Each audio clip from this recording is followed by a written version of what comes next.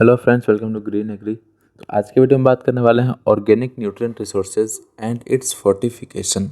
ये आप मान लो कि प्रिंसिपल ऑफ ऑर्गेनिक फार्मिंग का दूसरा चैप्टर हो गया या फिर दूसरा यूनिट हो गया।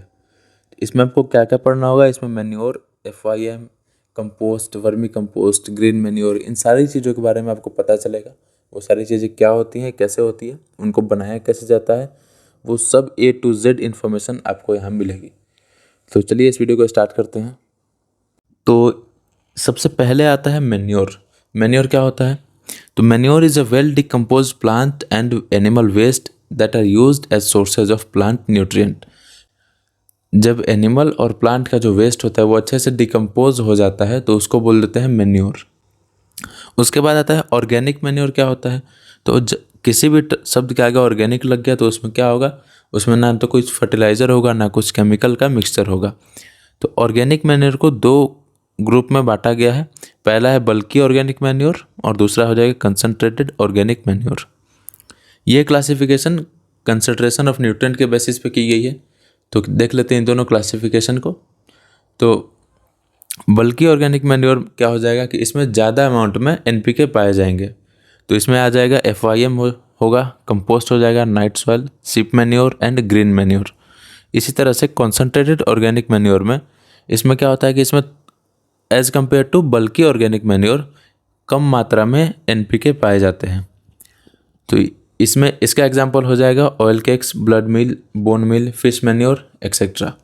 तो अब इन सबको एक एक करके समझ लेते हैं कि FIM क्या होता है, कंपोस्ट क्या होता है, ये सारी चीज़ों को समझेंगे बारी बारी से।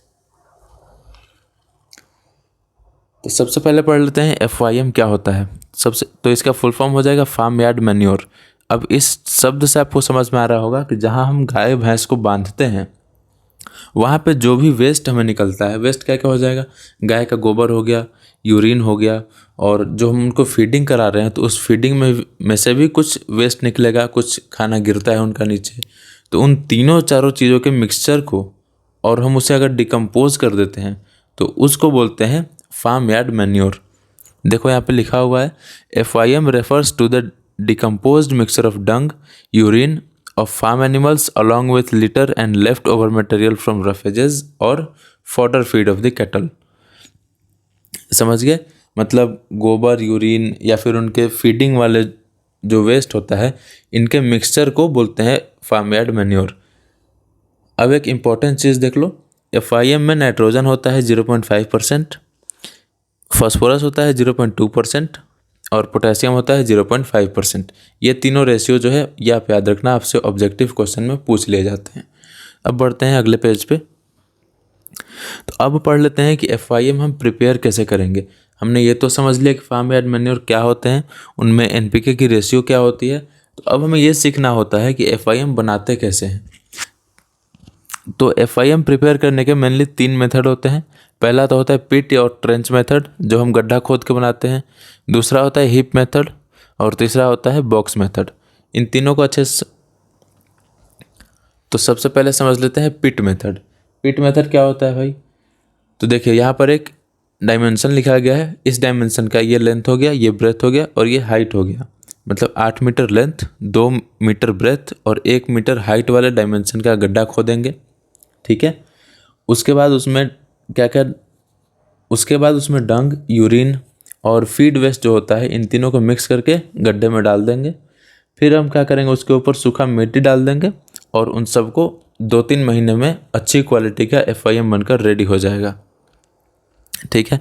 ये सब कहानी वहीं लिखी हुई है कि पहले क्या, इस डायमेंशन का एक गड्ढा खोदना है, उस गड्ढे में गोबर, यूरिन और फीड वेस्ट तीनों को मिक्स करके डालना है।